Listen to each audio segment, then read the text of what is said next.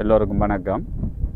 இப்போ நாங்கள் பச்சை பொட்டு மூட்டை மாவீரர் துயிலும் இல்லத்தில் இன்றைக்கு சிரமதான பணி ஆரம்பிக்கிறதுக்காக வேண்டி எங்களுடைய செயல்பாடுகளை செய்த நாங்கள் உண்மையிலே இந்த பச்சை புல்மோட்டை துயிலும் இல்லமானது 18 வருடத்துக்கு மேற்பட்ட காலப்பகுதியில் ஒருவருமே இந்த நிகழ்வுகள் செய்யப்படவில்லை. இந்த முறை இந்த பச்சை புல்மோட்டை துயிலும் இல்லத்தை நாங்கள் இனங்கண்டு இந்த முறை இருந்து இந்த பணிக்குழு ஊடாக நாங்கள் இந்த பச்சை புல்மோட்டை துயிலும் இல்லத்தில் இந்த மாவீரர்களுக்குரிய அஞ்சலி நிகழ்வு நினைவு நிகழ்வுகள் செய்கிறதாக நாங்கள் முன்வந்திருக்கிறோம்.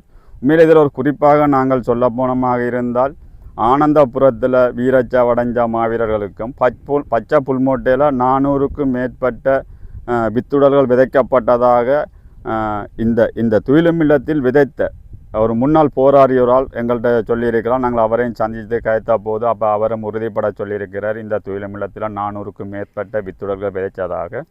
ஆகவே நாங்கள் அதை எல்லாத்தையுமே மையப்படுத்தி இந்த துயிலும் இல்லத்தை எடுத்து இந்த முறையிலிருந்து சரியான முறையில் இந்த மாவீரர் நிகழ்வுகள் செய்கிறதாக நாங்கள் முன்னெடுத்திருக்கிறோம். குறிப்பாக சொல்ல போனால் இந்த துயிலும் இல்லத்தில் அந்த காணி உரிமையாளரால் இந்த முறை வெள்ளாமை விதைக்கப்பட்டிருக்கிறது. ஆகவே நாங்கள் அந்த காணி உரிமையாளரும் பணிக்குழு சார்பாக போய் கயத்த போது அப்போ அவரும் சில இணக்காப்பாட்டுக்கு வந்திருக்கிறார். இந்த காணி தரக்கூடிய மாதிரி சந்தர்ப்பங்கள் இருக்குது. உண்மையில் இதில் புலத்தில் இருக்கலாம், ஈழத்தில் இருக்கிற எங்களோட உறவுகளாக இருக்கலாம். இது எங்களுடைய உறவுகளோட வித்துடல்கள் விதைக்கப்பட்டிருக்கின்ற ரீதியில் அனைவருமே ஒன்று சேர்ந்து இந்த காணியை நாங்கள் எடுத்து ஒரு துயிலும் இல்லமாக அடையாளப்படுத்த வேண்டிய ஒரு தேவை எங்களுக்கு எல்லாருக்கும் இருக்கிற ஒரு கடமை. இதில் குறிப்பாக நாங்கள் ஒரு விடயத்தை நாங்கள் இந்த பணிக்குழு சார்பாக ஒரு விடயத்தை நாங்கள் சொல்ல விரும்புகிறோம். என்னென்று சொன்னால் அரசியல் தலையீடு இந்த துயிலும் இல்லத்தில் எதுவும் இருக்காது, கட்சி தலையீடுகள் இருக்காது.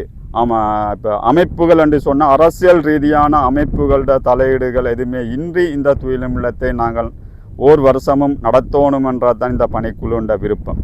ஆகவே அரசியல் சார்ந்தவர்கள் இந்த இடத்துக்கு வரையிலான்ற இல்லை, எவரும் வரலாம். இது உண்மையிலே துயிலும் இல்லங்கள் அனைத்துமே வடக்கு கிழக்கில் 30க்கும் மேற்பட்ட துயிலும் இல்லங்கள் இருக்கின்றது.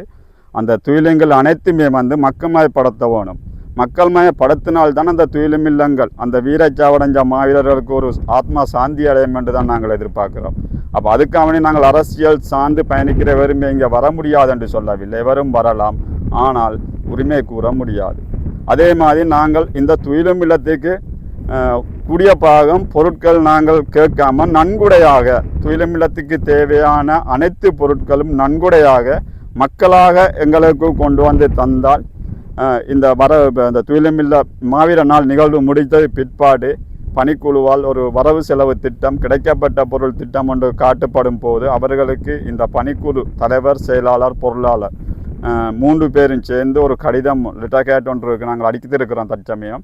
அதன் ஊடாக அவங்களுக்கு நாங்கள் ஒரு கடிதத்தை நாங்கள் கொடுப்போம். ஏனென்றால் இந்த முறை இந்த நிகழ்வு செய்ய வேண்டிய தேவை இருக்கின்ற காரணத்தால் நாங்கள் தற்காலிகமாக இந்த முறைக்கு மட்டும் ஒரு தற்காலிகமாக தலைவர், செயலாளர், பொருளாளர், உப தலைவர், உப செயலாளர் என்று ஒரு 5 பேர் கொண்ட ஒரு இது, அதை விட அவர்களுக்கு பக்கபலமாக இருக்கிறதுக்காக வேண்டி உறுப்பினர்களை நாங்கள் தெரிவு செய்திருக்கிறோம், தெரிவு செய்யப்பட வேண்டியவும் இருக்கின்றோம். ஆகவே அந்த நிர்வாகத்திலேயும் இருந்து அவங்களும் உங்களுடைய கருத்துகள் இந்த துயிலும் இல்லம் சார்ந்து இந்த துயிலும் இல்லம் எப்படி கிடைக்கப்பெற்றது, என்ன மாதிரி பெற்றுக்கொள்ளலாம் என்றது அவங்களும் உங்களுடன் கருத்தை பகிர்வார்கள் நினைக்கிறேன்.